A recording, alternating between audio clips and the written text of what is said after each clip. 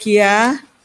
तो आप आज भले जो भी आप चाहो मुरली भी सुना सकते हैं, मुरली पर क्लास भी करा सकते हैं। आपके पास हम 1 घंटे जो भी सुनेंगे हमें तो नई नई प्रेरणा मिलेगी।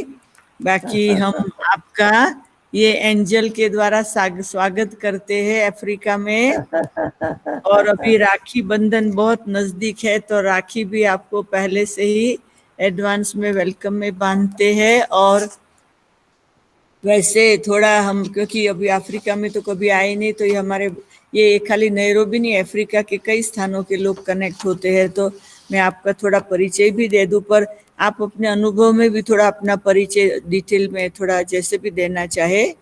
परंतु हमारे रानी बहन है ने बहुत ही बचपन से वो ज्ञान में आए और वो जमशेदपुर झारखंड वहाँ से मतलब वो कनेक्शन में मतलब आए, वहाँ से उनका जन्म बिहार से। और वो हमारे ये संस्था के साथ 60 साल से है।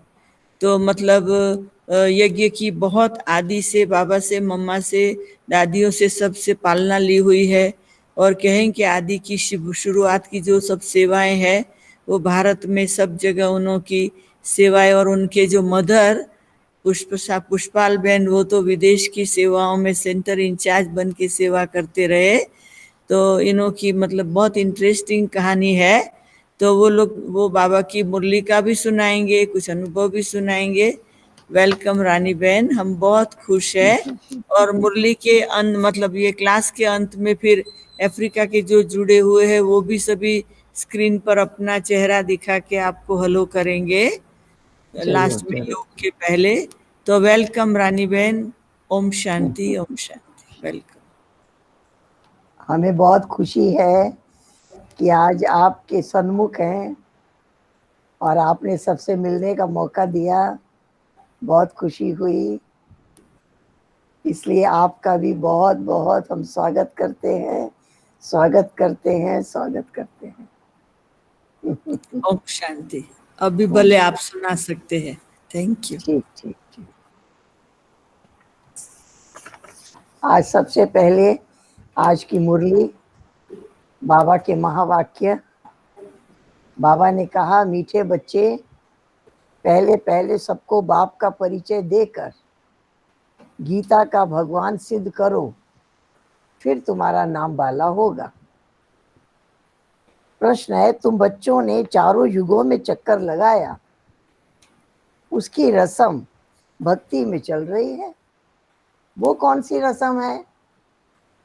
तुमने चारों युगों में चक्कर लगाया, उन्होंने शास्त्रों चित्रों को गाड़ी में रखकर चारों ओर परिक्रमा लगाते हैं। जब मंदिर जाते हैं तो भी परिक्रमा करते हैं। तुम ब्राह्मण देवता क्षत्रिय बनते, इस चक्र के बदले उन्होंने परिक्रमा देना शुरू किया है। ये भी एक रस्म है। आज की मुरली में मीठा बाबा कैसे औरों को समझाओ, आज बाबा समझा रहे हैं। रूहानी बाप रूहानी बच्चों को समझाते हैं। पहले पहले किसी को भी क्लियर करके बताओ, भगवान एक है। पूछना नहीं एक है या अनेक है, पूछेंगे तो कह देंगे अनेक है।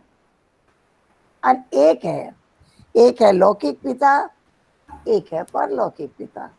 बाबा ने कहा ये भी नहीं कहना कि बिंदु रूप है, मूंझ जाएंगे। उन्होंने तो विशाल विशाल रूप देखे हैं। इसलिए ये भी याद दिलाना कि परमात्मा गीता का भगवान है, आकर के राजयोग सिखाते हैं। उनको ही परम पिता परमात्मा कहते हैं। आत्मा दिखाई नहीं देती, लेकिन हम महसूस करते हैं आत्मा देख रही है, आत्मा बोल रही है, आत्मा कर रही है। ऐसे ही परमात्मा भी दिखाई नहीं देता, लेकिन जब आता है, प्रवेश होता है, तो सारा ज्ञान बच्चों को देकर और नजर से निहाल कर देता है।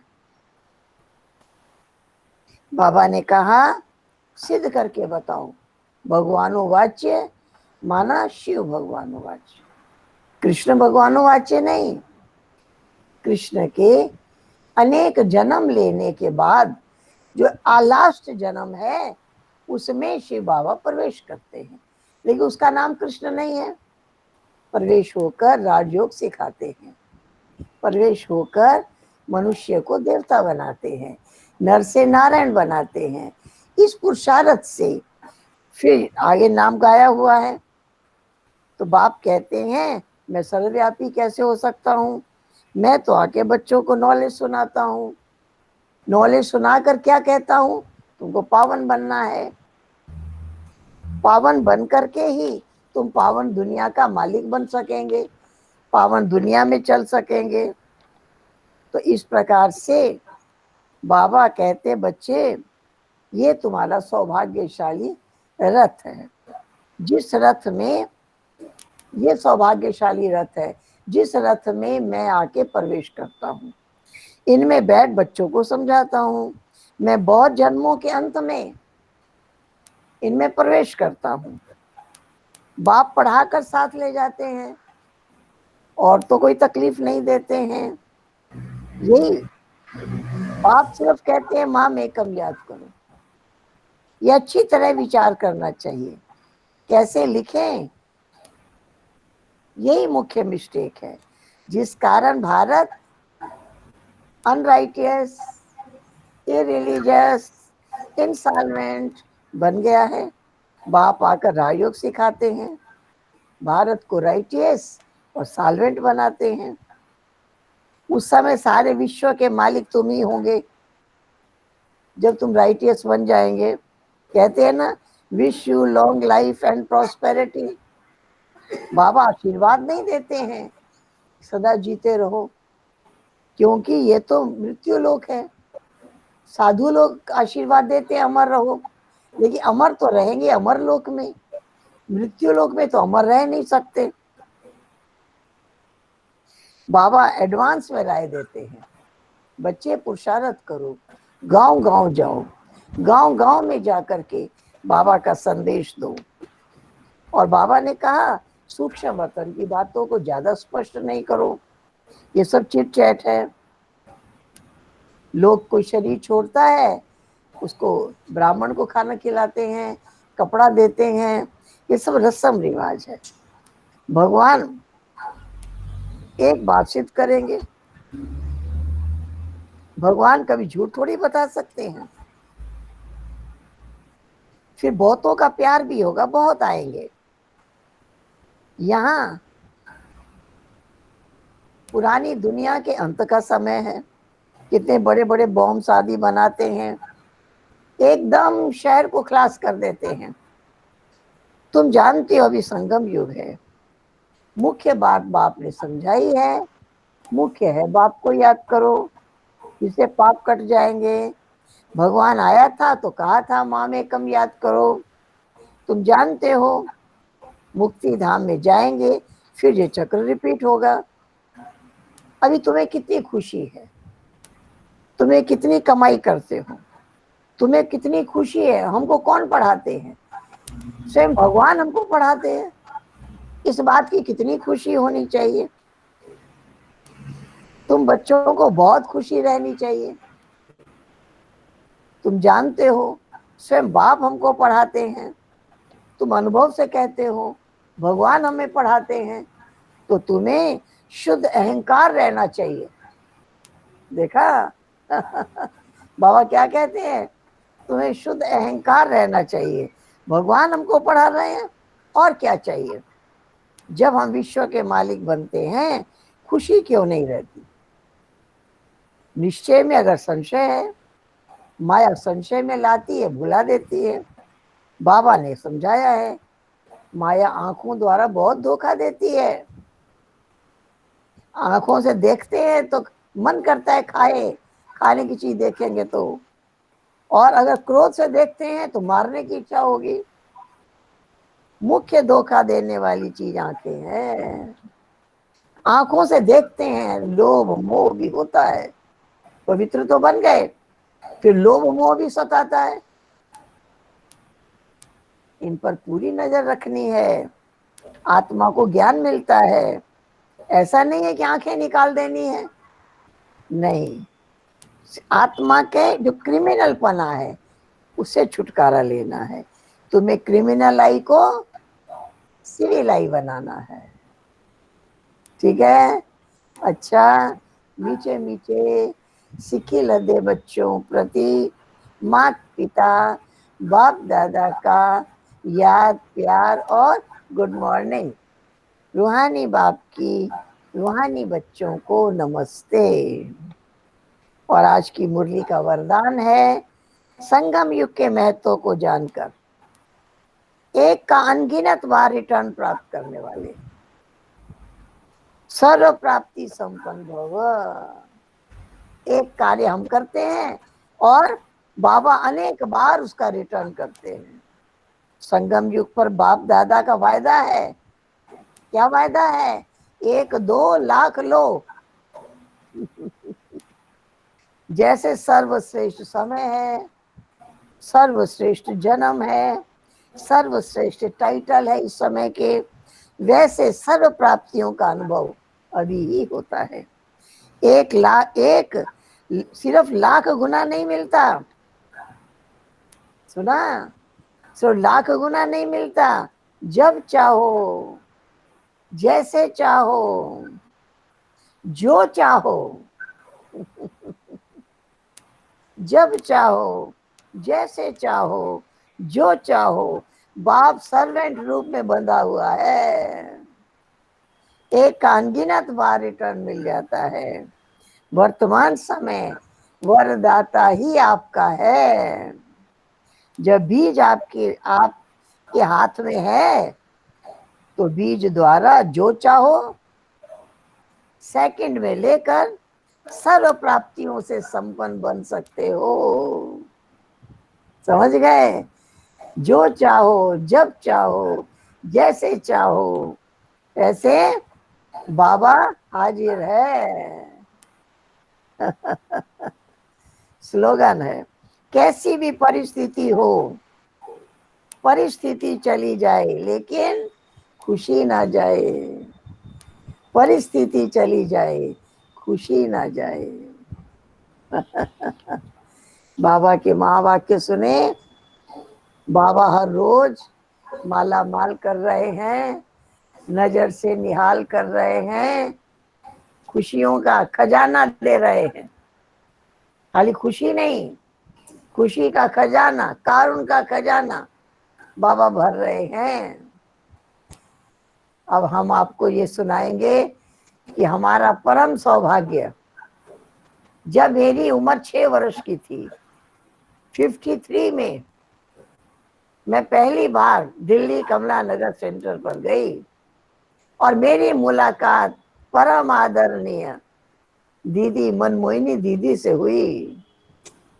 पहली दृष्टि में दीदी ने बहुत प्यार किया, गले लगाया, गोद बिठाया और बड़े वरदान दिए। ये तो बाबा की बच्ची है, ये तो बाबा की है। इस प्रकार से दीदी ने बहुत वरदानों से भरपूर कर दिया। और फिर कमलमणि दादी को कहा इसको क्लास कराओ। उन्होंने मुझे पहला दिन क्लास कराया और याद दिला दिया, तुम आत्मा हो, शांत स्वरूप हो, सुख स्वरूप हो, आनंद स्वरूप हो, प्रेम स्वरूप हो, शक्ति स्वरूप हो, ज्ञान स्वरूप हो। और बार बार रिपीट कराया, 20-30 बार रिपीट कराया। फिर उन्होंने कहा याद हो गया? हाँ याद हो गया। कहा सुनाओ। फिर मैंने उनको 10-20 बार सुना भी दिया। उम्र 6 वर्ष की थी। फिर उन्होंने कहा कल फिर आना। लेकिन ये जो अभी याद किया है, अभी से लेकर कल आने तक 1 मिनट भी भूलना नहीं। यही रिपीट करती रहना, करती रहना, करती रहना, 1 मिनट भी छोड़ना नहीं। बाबा की मदद है। जब मैं वहां से उतरी यही रिपीट करती रही सारा दिन। मैं आत्मा शांत स्वरूप हूँ, सुख स्वरूप हूँ, आनंद स्वरूप हूँ, प्रेम स्वरूप हूँ। रात्रि सोने तक याद करती रही, सवेरे उठी तब से याद करती रही। यही रिपीट करते करते मैं शाम को 4 बजे फिर सेंटर पर पहुंच गई। और उन्होंने जाते ही मेरे से पूछा, याद कर लिया, याद किया? हाँ, याद किया। फिर उन्होंने अपने सामने बिठाया, कहा मेरे सामने बैठ के याद करो। जब उनके सामने बैठ कर याद किया, बहुत आनंद आया, बहुत आनंद आया, बहुत सुख मिला। और मुझे याद आता है, कभी एक दिन भी क्लास मिस नहीं की। धीरे धीरे बच्चों का क्लास होने लग गया और हमेशा मुझे कविताएं सिखाती, कभी मुझे डांस सिखाती और कभी योग का पुरुषार्थ कराती। बहुत अच्छी पढ़ाई और रोज दीदी से मैं मिलती। जब जाती पहले दीदी से मिलती, निकलती तब भी दीदी से मिलकर निकलती। दीदी ने बहुत बहुत पावर भरी, बहुत पावर भरी। मुझे याद आता है कि एक दिन मैं टॉफी खाती खाती वहां पहुंच गई। दीदी ने पूछा क्या खा रही हो? मैं कहा टॉफी खा रहे हैं। अच्छा लगता है? कहा अच्छा लगता है। दीदी ने कहा अच्छा, ब्रह्मा कुमारी टॉफी नहीं खाती, बाजार का बिस्किट नहीं खाती?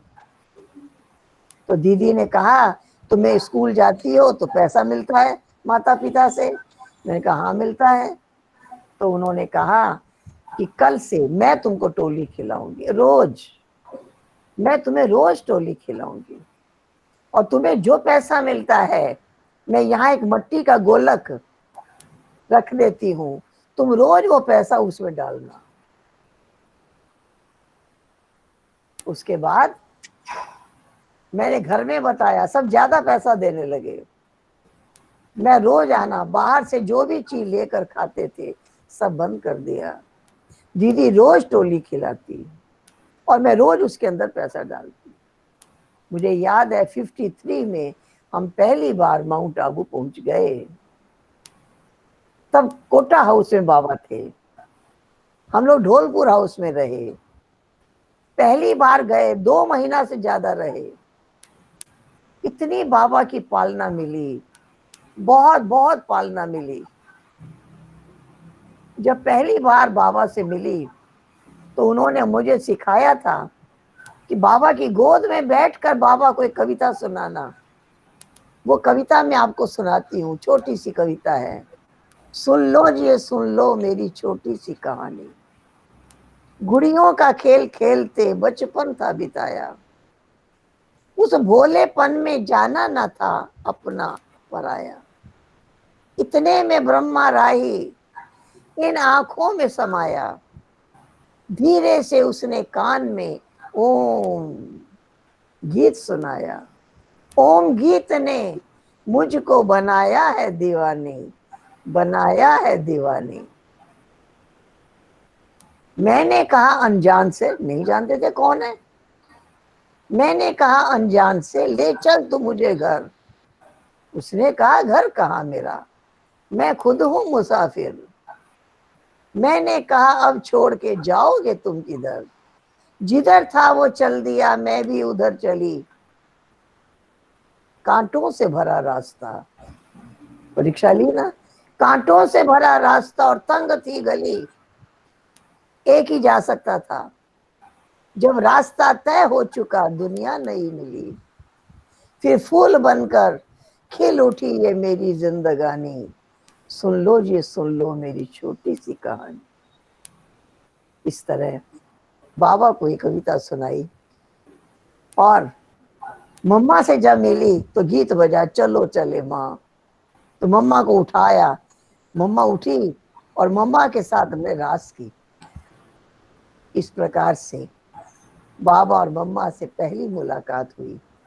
मुझे याद आता है कि आबू की जितनी पहाड़ियां हैं सब पहाड़ियों पे बाबा के साथ चढ़े हैं, क्योंकि हम 2.5 महीना रहे होंगे।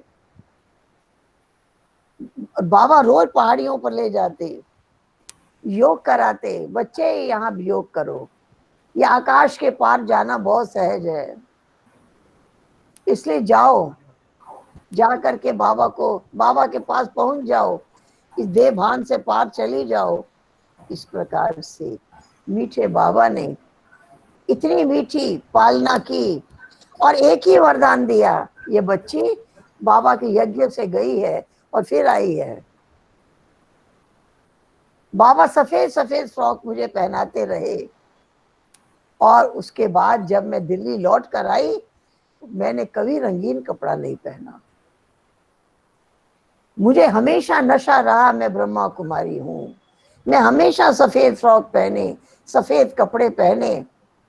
किसी के घर जाकर के अगर कभी शरबत पिया और माता जी ने दीदी को बता दिया, मनमोहिनी दीदी को, तो दीदी उस दिन हमसे मिलती नहीं थी। नहीं, आज तुम शरबत पी के आई हो, आज नहीं मिलेंगे तुम्हारे से। तो दीदी ने ये नहीं देखा एक बच्ची छोटी 6 बरस की है, दीदी ने हर नियम का कड़ाई से पालन कराया।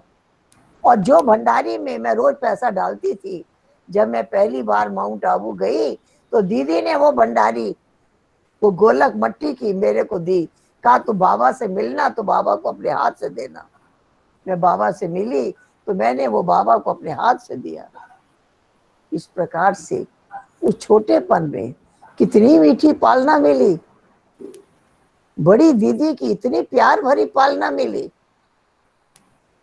उसके बाद 12 वर्ष की उम्र से हम अमृतसर सेंटर पर रहना शुरू हुआ, क्योंकि माताजी सब बच्चों को लेके अमृतसर चली गई थी, अलग किराए का मकान लेकर रही। और उस टाइम अमृतसर का मकान खरीद हुआ था। बाबा ने डायरेक्शन भेजा कि इसी मकान में आके रहो। बस हम वहां आए। उस टाइम मैं 8वीं क्लास में पढ़ती थी। उसके बाद मैंने मैट्रिक करने के बाद मैंने कहा अब मैं आगे नहीं पढ़ूंगी। तो दीदी ने कहा काउंटर में जितनी किताबें हैं, मोटी मोटी किताबें, सब 4 घंटा बैठ के पढ़ाई करो। वो पढ़ाई करना शुरू किया। चंद्रमणि दीदी की बड़ी बड़ी मीठी पालना मिली। सब कुछ उन्होंने सिखाया, हर कार्य करना सिखाया, हर नियम मर्यादा सिखाई।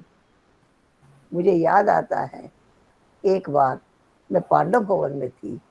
बाबा ने मुझे कहा था बच्ची किसी समय बाबा के कमरे में आ सकती हो। मैं दोपहर का समय बाबा के कमरे में गई। मैंने क्या देखा, कोने में कुर्सी पर मम्मा की माँ बैठी थी, रोचा दादी, और बाबा ने कोई संदेश दिया था, वो ध्यान में चली गई थी और मैं पहुंच गई। बाबा ने मुझे अपने पास गद्दी पे बिठाया, अपने सामने बिठाया। बाबा ने दृष्टि दी और कहा बच्ची कभी ध्यान में गई हो, कभी साक्षात्कार किया है? मैं कहा नहीं। बाबा ने कहा जाओगी? जी बाबा। बाबा ने कहा अच्छा, तो बाबा भेजता है। ये कहने के बाद बाबा ने मुझे दृष्टि दी। वो बाबा की दृष्टि मुझे सोल कॉन्शियस कर दिया। मेरे बिना पुरुषार्थ के मैं बिल्कुल देह से पार हो गई। फिर बाबा ने मेरे सिर पे हाथ रखा। बाबा का हाथ सिर पर रहा और मैं इस देह भान से पार वतन का नजारा देखने लगी। उस सूक्ष्म वतन का नजारा जो मैं देख रही थी, उस सूक्ष्म वतन का नजारा जो मैं देख रही थी, उसमें मैंने बाबा को देखा। बहुत मीठी मीठी बात बाबा से की, बहुत पावरफुल बातें की। मैं उस वतन का अलौकिक नजारा, अलौकिक दृश्य देखने में मगन थी। मुझे वहां जाकर ये अनुभूति ही नहीं थी कि मैं नीचे से ऊपर आई हूं। शायद ज्यादा समय में उसी अवस्था में रही। अब बाबा ने कहा, सोच समझा अब ये बच्ची नीचे आए। तो बाबा ने आवाज लगाई, आओ बच्ची, आओ बच्ची, आओ बच्ची। जब मेरी आंखें खुली, मैंने क्या देखा, बाबा का हाथ मेरे सिर पर था। और जब बाबा ने मुझे भेजा था दृष्टि देने के बाद, बाबा ने अपना हाथ मेरे सिर पर रखा। उसके बाद मैं यहां से पार चली गई थी। और जब मैं उतरी, मैंने देखा बाबा का हाथ मेरे सिर पर था। बाबा ने दृष्टि दिया, कहा बच्ची ऐसे ही नशे में जाती रहोगी। इस तरह से बाबा ने मुझे बाबा से मिलने का, वतन में बार बार जाने का वो दरवाजा खोल दिया और बहुत अच्छी ऐसी शक्ति दे दी। ये मेरे लिए यादगार बन गया। एक और दृश्य मुझे याद आता है। रक्षाबंधन का समय था, जैसे अभी है, और कुछ दिन पहले, लगभग 15-20 दिन पहले मैं आबू में थी। बाबा की मुरली रक्षाबंधन के विषय पर चल रही थी और मैं बाबा के बिल्कुल सामने बैठी थी। मुरली पूरी होने के बाद बाबा ने मेरी ओर देखा और कहा, बच्ची आज जो मुरली चली है इसे भाषण की तरह लिखकर 10 बजे बाबा के कमरे में आना। उस समय मेरी आयु 16 वर्ष की थी। मैंने कभी भी कोई लेख लिखा नहीं था, लेकिन मुरली के सब पॉइंट्स मैंने नोट की थी। मैं एकांत में बैठी बड़े पेज लेकर और मैंने भाषण की भूमिका बनाते हुए और मैंने मुरली की सारी पॉइंट्स उसमें लिखी और 10 बजे मैं बाबा के कमरे में पहुंच गई। बाबा ने जाते ही पूछा, बच्ची लिख कर लाई है? जी बाबा। बाबा ने सामने बिठाया, कहा पढ़कर सुनाओ। अब मैं पढ़कर सुना रही थी। बाबा ने पूछा, इसे पूछकर लिखा है? मैं कहा नहीं, अकेले बैठकर लिखा है। बाबा ने कहा अच्छा लिखा है। उसके बाद मैं पढ़ती गई और बाबा मीठे वरदान देते गए। बच्ची बहुत अच्छा पढ़ रही है, बहुत अच्छा बोलती है। ऐसे ऐसे मीठे मीठे वरदान बाबा के मिलते गए और पूरा करने के बाद बाबा ने कहा ये भाषण यहाँ रख के जाओ, बाबा इसको फिर पढ़ेंगे। और एक दादी बैठी थी, बाबा ने उन्हें कहा इसको सिंधी में लिख के यहाँ रख देना, इसे बाबा पढ़ेंगे। दूसरे दिन फिर मुरली चली, रक्षाबंधन पर ही। फिर बाबा ने मेरी ओर देखा, कहा बच्ची आज जो मुरली चली है इसे भाषण की तरह लिखकर 10 बजे बाबा के कमरे में आना। तो दूसरे दिन भी मैंने दूसरे दिन की सारी पॉइंट्स को भाषण की तरह लिखा और फिर मैं बाबा के कमरे में पहुंच गई और बाबा ने मुझे कहा बच्ची पढ़कर सुनाओ। मैंने पढ़कर सुनाया। फिर बाबा ने कहा दोनों दिन का इकट्ठा पढ़ के सुनाओ। फिर मैंने दोनों दिन का इकट्ठा पढ़ के सुनाया। देखो बाबा बच्चों को टीचर बनकर पढ़ाया भी और टीचर भी बनाया। इस तरह से मीठे बाबा ने वो सुनने के बाद कहा बच्ची आज रात्रि क्लास में भाषण करना, बाबा आकर सुनेंगे। रात्रि क्लास में मैंने भाषण किया, बाबा ने सुना। इस तरह से मीठा बाबा सुप्रीम टीचर बनकर टीचर बनाने की पढ़ाई पढ़ाई, सतगुरु रूप से साक्षात्कार करने का अनुभव कराया। मीठी पालना बाबा ने कितनी दी, कितनी बाबा के वरदानों से भरी। एक बार की बात है, बाबा झोंपड़ी के बाहर बैठे थे और मैं अचानक पहुंच गई। बाबा ने पूछा बच्ची बॉम्बे देखी है? मैं कहा नहीं। जाओ बच्ची बॉम्बे घूम कर आओ, बाबा लिख देगा, इसको खूब घुमाना। मेरा घूमने का कोई शौक नहीं था, ज्ञान और योग की पढ़ाई में मगन थे। दूसरे दिन बाबा ने मुझे बॉम्बे भेज दिया और जब मैं बॉम्बे पहुंची तो दादी, बड़ी दादी प्रकाशमणि दादी के साथ 1 वर्ष रहने का मुझे मौका मिला। 20-25 दिन के बाद बाबा का पत्र आया, बच्ची बॉम्बे में रह के सेवा करो। दादी मुझे कहीं ना कहीं सेवा पे भेजती थी क्लास कराने, और वहीं कहीं आस पास घुमाने की जगह कहती थी इसको घुमा के लाना। और मेरे होते ही बाबा का भी आना बॉम्बे में हुआ। जब बाबा का पत्र आया बच्ची बॉम्बे में रह के सेवा करो, तब दादी ने पास बनवा दिया, ट्रेन का पास। जहां सेंटर था वहां से आधा घंटा स्टेशन, बस द्वारा आधा घंटा, और आगे ट्रेन 1 घंटा ट्रेन। पास बनवा दिया और कहा कि इसको ले जाओ, ये वहां क्लास कराएगी और फिर इसको ट्रेन में बिठा देना, ये आ जाएगी। मेरे से नहीं पूछा तुम अकेली आ जाओगी? मैं तो कभी अकेला सफर नहीं किया था, मेरी उम्र यही 16-17 वर्ष की थी। लेकिन मैंने कुछ नहीं कहा। क्यों नहीं कहा? मुझे भेजा किसने है? जिसने भेजा है वो जाने। जब मुझे साथ ले गई और जब मैं वहां से मुझे ट्रेन में अकेले चढ़ाया, तो मैं देख रही हूँ कि बाबा मेरे साथ बैठे हैं। मैं बाबा से बहुत मीठी मीठी बातें कर रही हूँ, बहुत हंस हंस के बातें कर रही हूँ कि बाबा अब तो आपको मेरे साथ आना है और जाना है।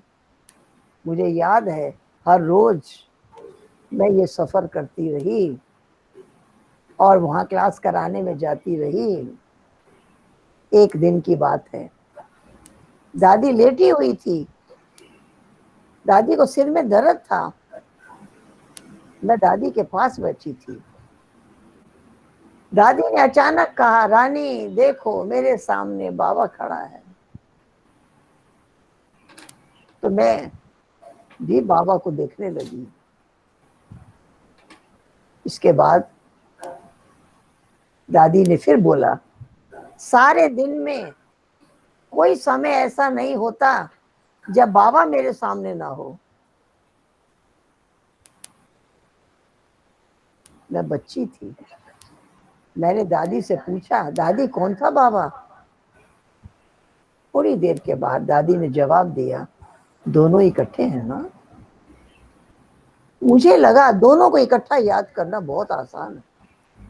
मैं ब्रह्मा बाबा को देखूंगी और शिव बाबा दिखाई देगा, वही दृष्टि दे रहा है, वही बोल रहा है। मैंने भी संकल्प कर लिया कि दादी कहती है सारे दिन में कोई समय ऐसा नहीं होता जब बाबा मेरे सामने ना हो। मैं भी सारा दिन बाबा को देख सकती हूँ। इस प्रकार से मैं बाबा को साथ लेकर रोज जाती क्लास कराने। पूरा टाइम बाबा मेरे साथ बैठे हैं, बस में भी मेरे पास बैठे हैं, ट्रेन में भी मेरे पास बैठे हैं। और मैं कहती थी, बाबा मैं स्टेज पे बैठूंगी, क्लास आपको कराना है। 2 घंटा मैं वहां क्लास कराती, लगता जैसे बाबा ही क्लास करा रहे हैं। और फिर ऐसे ही सफर करके जो लौटती, पूरा टाइम बाबा का हाथ और साथ। इस तरह से मीठी दादी की बड़ी मीठी पालना मिली। बहुत अच्छे अच्छे दादी ने तरीके सिखाए, एकदम बहादुर बना दिया। लेकिन मुझे वहां का क्लाइमेट सूट नहीं किया, मुझे दमा हो गया। जब बाबा आए तो बाबा को किसी ने बताया कि बाबा डॉक्टर कहता है यहाँ ठीक नहीं होगा, बाहर भेजो। चंद्रमणि दादी आई और बाबा ने 15 मिनट में मुझे रवाना कर दिया उनके साथ। कहा इनके साथ जाओ। फिर मुझे बाबा ने कहा, बच्ची ईस्टर्न जोन में जाओ, ठीक हो जाएगा। मैं ईस्टर्न जोन में आई, बिना किसी दवा के अपने आप ठीक हो गया, क्योंकि वो क्लाइमेट का असर था। इस प्रकार से मीठे बाबा की बड़ी मीठी पालना, मम्मा की बड़ी मीठी पालना लेने का सौभाग्य मिला। कदम कदम कदम कदम बाबा का हाथ, कदम कदम बाबा का साथ मिलता रहा। और इस प्रकार से पुरुषार्थ आगे आगे चलता गया और बाबा ने यहाँ तक सेवा के लिए ईस्टर्न जोन में भेजा। फिर अपनी परदादी के साथ, निर्मल शांता दीदी के साथ भी 2 बरस रहने का मौका मिला। बड़ी मीठी पालना, बड़ी रॉयल्टी, बहुत विशेषताएं देखने को मिली। तो मैंने देखा कि बड़ी बड़ी दादियों ने बहुत बहुत मीठी पालना की। एक दिन की बात है, हमारी जानकी दादी से मैंने पूछा, दादी आप रात को 2 बजे से विचार सागर मंथन करते हैं। मैं बॉम्बे से पूना गई थी और मैंने रात को 2 बजे देखा दादी अपने बेड पर नहीं थी। मैं सारे सेंटर पर चक्कर लगाया, दादी कहीं दिखाई नहीं दी। 4 बजे के बाद जब दादी कमरे में आई, मैंने दादी से पूछा, दादी आप 4 बजे, आप 2 बजे रात को कहाँ थे? तो दादी ने कहा मैं ऑफिस रूम में बैठी थी। मैंने कहा लाइट नहीं जल रही थी? दादी ने बहुत अच्छा जवाब दिया, कहा ये लाइट की क्या जरूरत है, रात को 2 बजे लाइट जला के क्यों बैठेंगे? मैं तो परम धाम में बैठी थी, वहां तो लाइट ही लाइट। फिर मैं सूक्ष्म वतन में बैठी बाबा के पास, वहां तो लाइट ही लाइट, यहाँ की लाइट की क्या जरूरत थी? उनके जवाब ने मुझे बहुत आनंदित कर दिया। और फिर मैंने दादी से पूछा, आप 3 घंटा विचार सागर मंथन करते रहे, कैसे करते हैं आप विचार सागर मंथन? हमारा तो थोड़ी देर चलता है, बंद हो जाता है। दादी ने बहुत अच्छी बात बताई। दादी ने मेरे से पूछा, आप कोर्स कराती हैं? मैं कहा जी मैं कोर्स कराती हूँ। तो दादी ने कहा, कभी अपने आप को कोर्स कराया है? मैं कहा नहीं। कहा अपने को कोर्स कराओ। और ये भी कहा औरों को कोर्स कराती है 1 घंटा, उससे भी ज्यादा टाइम लग जाता है। जब अपने को कोर्स कराएंगे ना 15-20 मिनट में खत्म हो जाएगा। खत्म होने नहीं देना, फिर प्रश्न पूछना, फिर जवाब देना, फिर प्रश्न पूछना, फिर जवाब देना, मतलब 1 घंटा से पहले खत्म होने नहीं देना। बहुत आनंद आया, सुनकर बहुत आनंद आया। फिर मैंने अपने को कोर्स कराना शुरू किया और ये सोच लिया कि नए व्यक्ति को जितना डिटेल समझाते हैं, जितने एग्जाम्पल देते हैं, सारा अपने को सुनाया। सारा कोर्स अपने को कराने के बाद जब मैंने टाइम देखा, आधा घंटा बीता। आधा घंटा मैंने फिर अपने आप से प्रश्न पूछा। आधे घंटे से मैं पक्का जान चुकी हूं कि मैं शरीर नहीं आत्मा हूं। लेकिन आत्मा का अनुभव होना चाहिए ना, अनुभव क्यों नहीं होता? फिर अपने आप को उस पर समझाना शुरू किया। कोई शरीर छोड़ देता है, आत्मा चली जाती है, शरीर का क्या स्थिति होती है। समझाते समझाते मैंने देखा मैं देह से पार हो गई, मैं आवाज से पार हो गई, बिल्कुल साइलेंस में चली गई। एक बहुत अच्छी अनुभूति। जब 1 घंटा पूरा हुआ, मैं देह भान से पार हो गई थी और उस अवस्था में मैं 1 घंटा और बैठी रही। मुझे इतना शांति और आनंद की अनुभूति हुई। मैंने सोचा रोज योग में बैठते थे, ये अनुभव क्यों नहीं होता था? तब दादी ने बताया, पहली स्टेज है मनन, दूसरी स्टेज है मगन। पहले मनन करो, मनन करते करते आप मगन हो जाएंगी और उस अवस्था में पहुंच जाएगी। इस प्रकार से मीठी दादी ने, जानकी दादी ने बहुत अच्छी अनुभूति कराई। इस तरह से हमने अपने विचार सागर मंथन करना शुरू किया। एक दिन की बात है, दादी ने कहा, आज मैं अमृत वेले योग में बैठी, 1 घंटा मैं बाबा के गुण गाती रही। और एक गुण 2 बार नहीं, नए नए गुण, नए नए गुण गाती रही। आप गा सकती है? मैं कहा जरूर। दूसरे दिन जब मैं योग में बैठी तो मैं बाबा के गुण गाना शुरू किया। गुण गाती रही, गाती रही, गाती रही, गाती रही। बाबा के गुण याद कर करके मैंने बहुत अच्छा अनुभव किया। मनन भी चल रहा है, मगन अवस्था का अनुभव भी हो रहा है, बाबा भी दिखाई दे रहा है, देभान भी भूल रहा है। हर टाइम बाबा के गुण गाते रहो, गाते रहो। दादी ने कहा हर टाइम बाबा के गुण गाते रहो, गुण गाते गाते गुणवान बन जाएंगे। सबसे बड़ी चीज है महिमा। बाबा की भी महिमा करो, अपनी भी भाग्य की महिमा करो, अपने आसपास रहने वालों की भी महिमा करो। जितनी महिमा करेंगे उतनी महानता आ जाएगी। जितनी महिमा करेंगे औरों को खुशी मिलेगी, औरों को शक्ति मिलेगी, औरों को वरदान मिलेगा। महिमा करने की प्रैक्टिस कर लो। अंदर मन में महिमा ही महिमा चलती रहे, महिमा ही महिमा चलती रहे। ऐसे लोगों के मन में एक दूसरे की शिकायत ही चलती रहती है, निंदा ही चलती रहती है, और वही मुख से वर्णन भी होती है। किसी के पास बैठते हैं वही चर्चा करते हैं।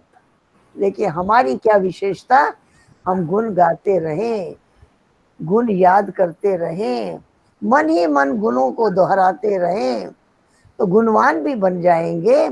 और गुण हमारे नैनों से, हमारी वाणी से, हमारी चलन से औरों को दिखाई भी देंगे। इस प्रकार से मीठी दादी ने बहुत मीठे मीठे महामंत्र पढ़ाए, बहुत मीठे महामंत्र सुनाए और उसकी प्रैक्टिस भी कराई। मैंने देखा कि दादियों ने कितना बाबा को याद किया है, कितना ज्ञान का मनन चिंतन किया है। रात को 2 बजे से बैठ करके 3 घंटे तक मनन चिंतन किया। आज हमें इसी की आवश्यकता है। उसी को कहते हैं ज्ञानी तो आत्मा। जिसके अंदर ज्ञान का मनन चिंतन चलता रहता है, उसके सामने जब कोई परिस्थिति आती है तो ज्ञान के मनन चिंतन के कारण, ज्ञान के मनन चिंतन के कारण परिस्थिति को पार करना आसान हो जाता है, सहज हो जाता है। इस प्रकार से मीठे बाबा ने ऐसी मीठी मीठी दादियों के द्वारा भी बहुत विशेष अनुभूतियां कराई, बहुत अच्छे अच्छे अनुभव कराए। और पूरा जब से सेवा में, हम 12 वर्ष की उम्र से सेंटर पर रहना शुरू किया, आज तक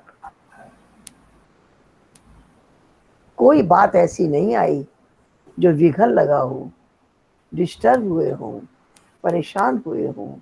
कारण बाबा का प्यार, बाबा का गुणगान, बाबा से मीठी मीठी रूहान। इसने हमेशा लाइट रखा, लाइट रहे, और सबके लिए शुभ भावना, शुभ कामना का मंत्र पढ़ा दिया। इस प्रकार से टाइम है अभी और है? इस प्रकार से पुरुषार्थ और सहज सहज होता रहा। अनुभव हुआ जैसे वरदानों में पल रहे हैं, वरदानों में चल रहे हैं। बाबा के वरदान ही हमको चला रहे हैं। इस प्रकार से मीठे बाबा ने बहुत मीठी पालना की, और बहुत मीठी पालना करके हमेशा आगे बढ़ाया, हमेशा आगे बढ़ाया। हम कहाँ हैं, कैसे हैं, क्या कर रहे हैं, हर एक पर बाबा की भी नज़र, बड़ी दीदी मनमोहिनी दीदी की भी नज़र हमेशा रही कि क्या कर रहे हैं, कैसे चल रहे हैं, हमारा रिकॉर्ड कैसा है। कोई भी तरह से, किसी भी तरह से कोई कमी कमजोरी विघन तो नहीं बन रही है।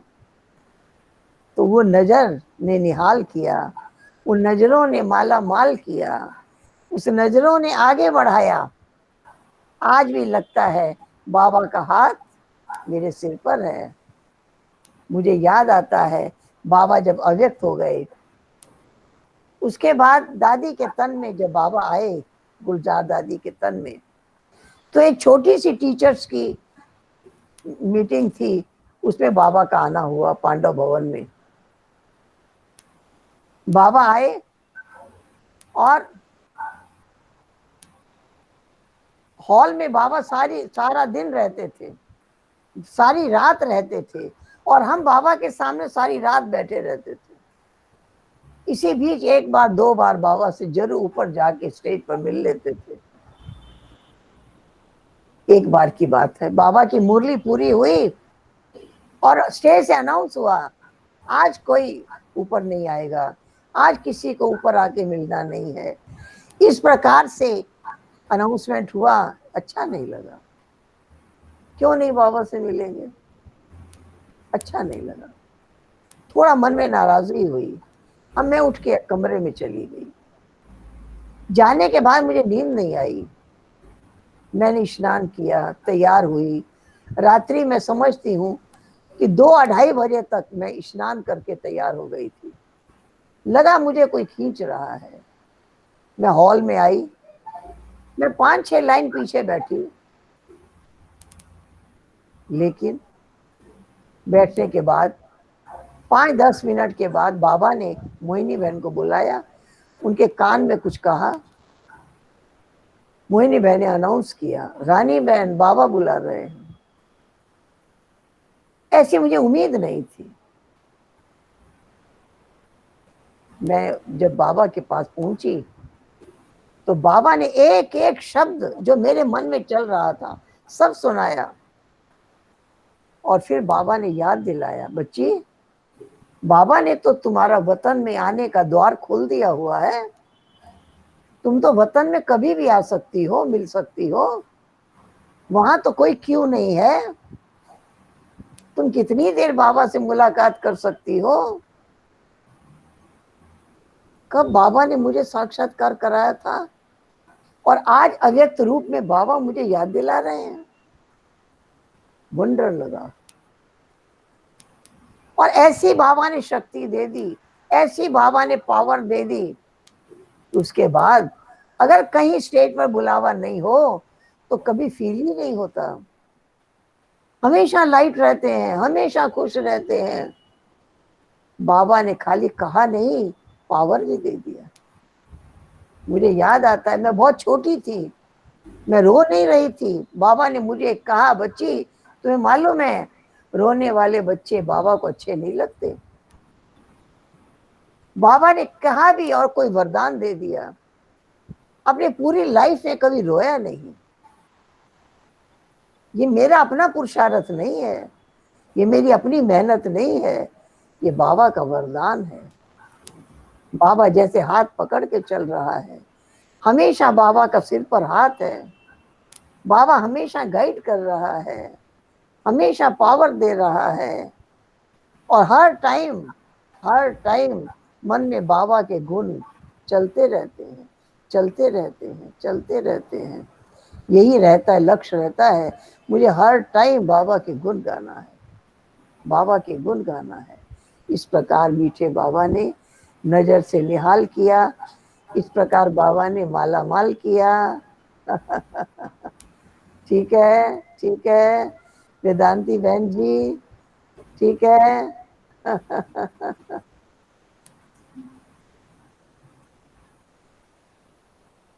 देखिए तो बोल रहा है, आवाज आ रही है, हाँ, सुनाई दे रहा है। तू तू हेलो कर। हेलो रानी बेन। हाँ जी। प्रतिभा, आपको याद है आपने हमको ट्रेनिंग दी थी कलकत्ता में? अच्छा अच्छा अच्छा अच्छा। याद है 78 में? हाँ बिल्कुल बिल्कुल बिल्कुल, बिल्कुल याद है, बिल्कुल याद है। वो सब दिन याद आ गए। बहुत अच्छा, बहुत अच्छा, बहुत आपने अच्छा। बहुत अच्छी तरह से सुनाया। हाँ।